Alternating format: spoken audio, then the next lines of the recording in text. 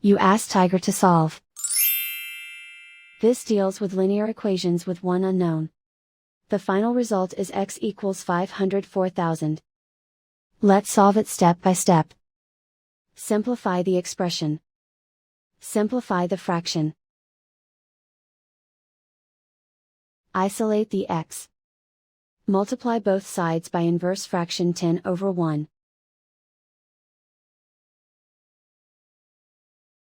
Group like terms.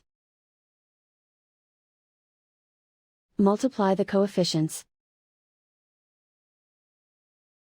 Simplify the fraction. Simplify the arithmetic. And so the final result is x equals 504,000.